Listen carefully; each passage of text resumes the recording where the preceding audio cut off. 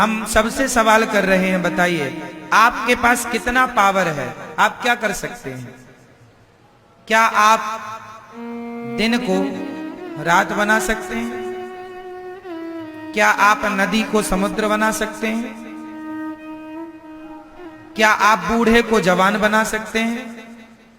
क्या जवान को बूढ़ा बना सकते हैं? क्या आप चाह कर भी अपनी कमर का दर्द मिटा सकते हैं? दवाई ही तो खा सकते हैं, अच्छा इलाज ही तो करा सकते हैं। वो इलाज के बाद भी दर्द जाएगा या नहीं, ये आपके हाथ में। आपके हाथ में होता तो दर्द ही ना होता।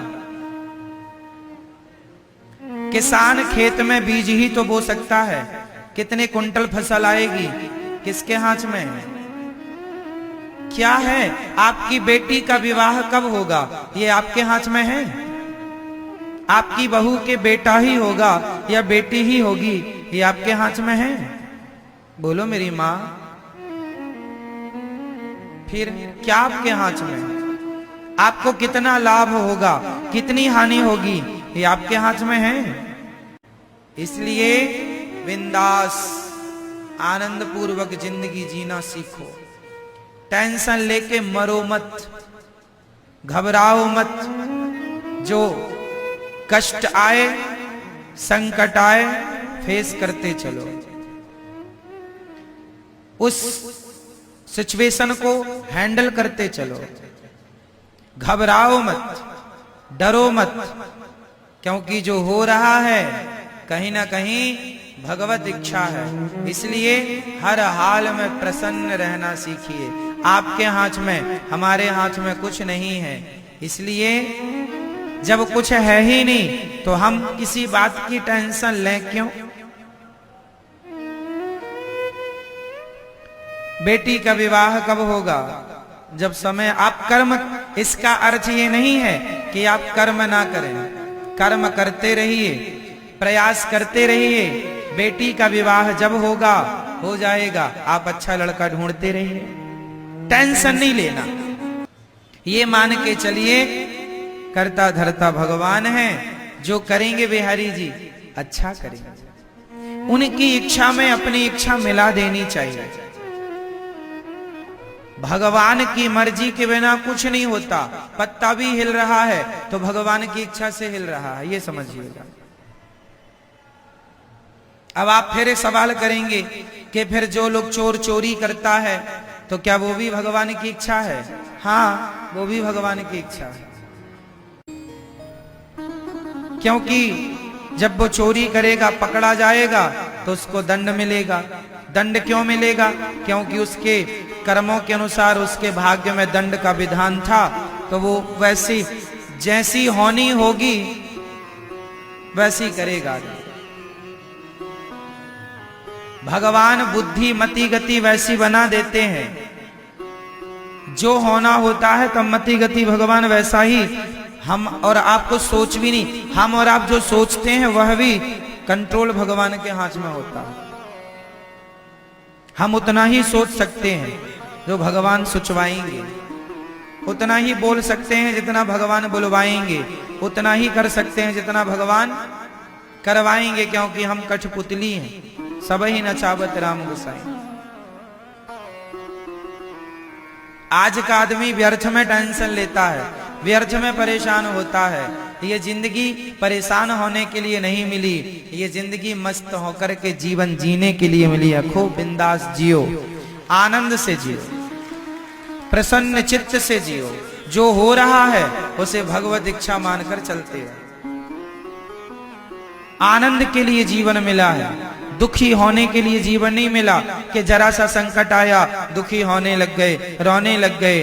अरे जब अच्छा समय आता है आदमी का तो वो ज्यादा, तो आदमी उस अच्छे समय को एक्सेप्ट करता है, स्वीकार करता है। तो बुरा वक्त आए तो उसे क्यों ना स्वीकार किया जाए। इसलिए हर समय को भगवान की कृपा मानकर, भगवान का प्रसाद मानकर उसे स्वीकार करना चाहिए। हम जन्म क्यों लिए हैं? हम भगवान को प्राप्त करने के लिए अच्छे काम करने के लिए, अच्छे विचारों को प्रकट करने के लिए, अच्छे रास्ते पर चलने के लिए हमारा जन्म हुआ है। पर हम लोग बुरे रास्ते पर चलते हैं, बुरे काम करते हैं।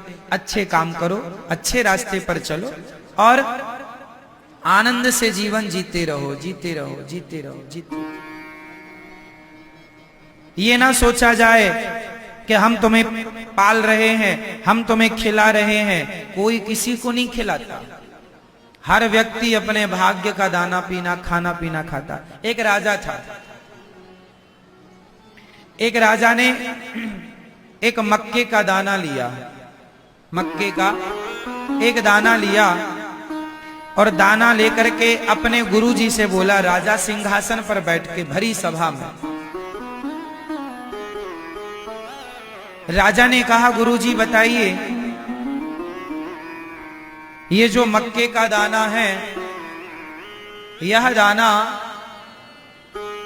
आप तो सब कुछ जानते हैं, बताइए यह दाना, इस दाने में किसका नाम लिखा है?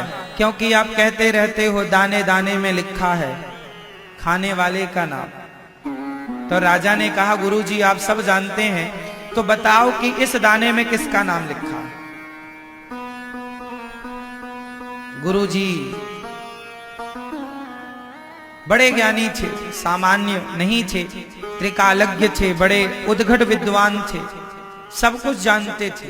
उन्होंने कहा, राजन, इस दाने में वो कबूतर बैठा है, उस कबूतर का नाम लिखा है। राजा बड़ी जोर से हंसा, गुरुजी आज आपकी बात झूठी हो जाएगी, कबूतर खा ही नहीं सकता इसे, क्योंकि ये मेरे हाथ में है, मैं खाऊंगा और मैं खाऊंगा तो आपकी बात झूठी हो जाएगी।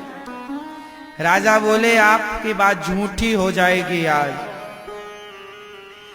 गुरुजी ने कहा, बेटा दाने दाने में लिखा है खाने वाले का नाम, यदि इस दाने में उस कबूतर का नाम लिखा है तो वो कबूतर ही खाएगा। राजा जोर से हंसा और हंसते हंसते उसने दाना अपने मुंह में डाल दिया। जब मुंह में डाला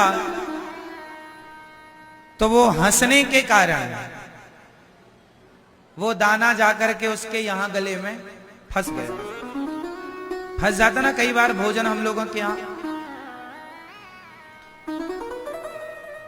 फिर कई बार फिर जल्दी से पानी पीना पड़ता है खाने के तुरंत बाद, तब को लगता है कि हाँ अंदर गया, नहीं गले में रह जाता। तो राजा हंसने के कारण वो दाना खा लिया और गले में फंस गया। अब फंस गया, वो चिल्लाने लगा, ये वो चिल्लाने लगा। तब क्या हुआ, अचानक उसे छींक आई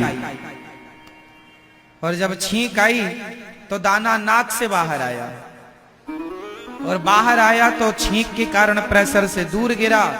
दूर गिरा तो पक्षी तुरंत उड़ करके आया, दाना मुंह में दबा के भाग गया। गुरुजी ने कहा, दूसरे के भाग्य का खा भी लोगे तो वो तुम्हें पचेगा ही नहीं, इसलिए दूसरे के हिस्से का नहीं खाना चाहिए।